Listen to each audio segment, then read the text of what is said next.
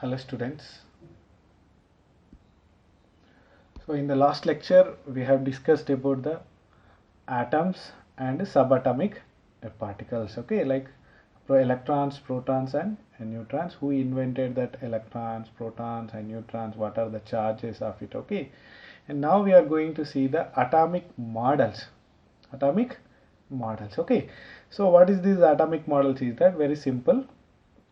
So in the earlier class what we discussed, the atom can be divisible into the small particles, those you call it as a subatomic particle.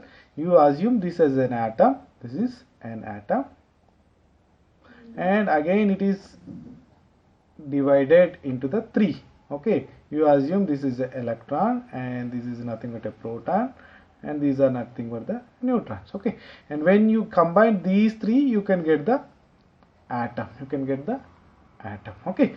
And now the question started, where these electron, proton and neutrons located in the atom, okay. Now the question started, right?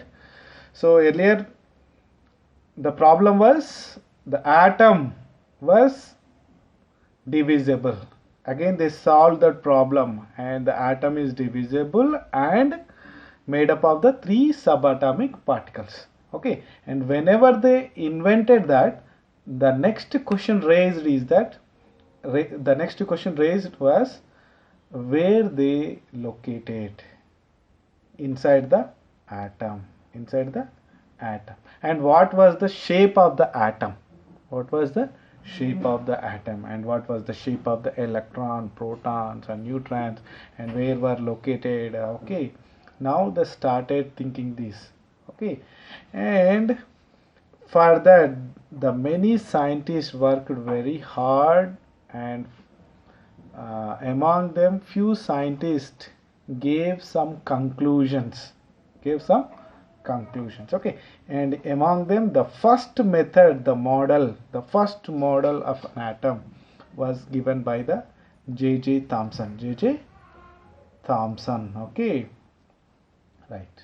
So what was the model? What was the J.J. Thomson model? Okay, so in the year of 1898, after inventing the subatomic particles, okay, so when the J.J. Thomson came with a model, the model name is nothing but a plum pudding model, or raisin pudding model, or watermelon model. You know the watermelon, right? Okay, so what is the plum? Plum is nothing but the fruits.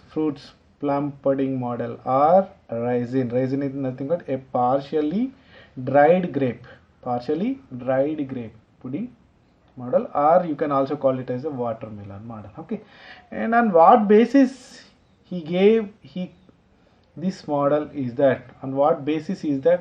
Just it was because of his knowledge, that's it. He didn't do any experimental things and he didn't perform anything. Just based on his knowledge, he gave a model to the atom, and he proposed that there is an atom, and that consists of protons, electrons and neutrons, and how they can locate inside that is that based on that depends on the, it like a watermelon. It was like a watermelon. You know the watermelon, it consists of a very red a goose material, and inside that it contains some seeds, black seeds. Okay, very similar to that. He said an atom is considered to be a sphere of uniform positive charge. A sphere, what he said here, it contains a sphere model, and in that sphere model it contains the uniform positive charge. Okay, like here the red material inside that watermelon. Okay, very similar to that, the positive charge, very uniform positive charge it contains, and the electrons are embedded in it as shown in the below figure.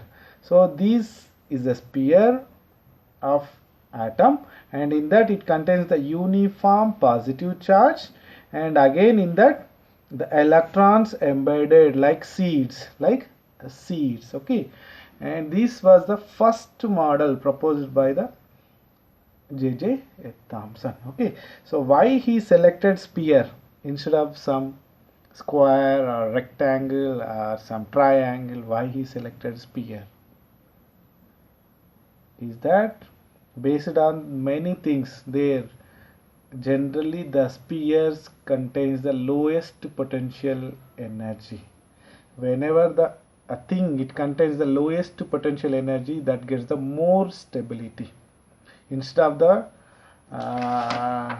triangles or some squares or some rectangles. Some rectangle spheres contains the lowest potential energy, low potential energies, lower potential energies than the triangles or something like this, okay. And that is the reason why when the water fall from above some upside to the downside, simple like rain, when the rains, you can see the water droplets, how the water droplets structure. What is the shape of? Mostly those contains the spherical shape, mostly with the spherical shape, okay. So why they are taking the spherical structure, not why they are not coming raining with the some triangles or some um, rectangle structure, is that whenever while coming down it takes very spherical structure to minimize its all energies to get the more stability,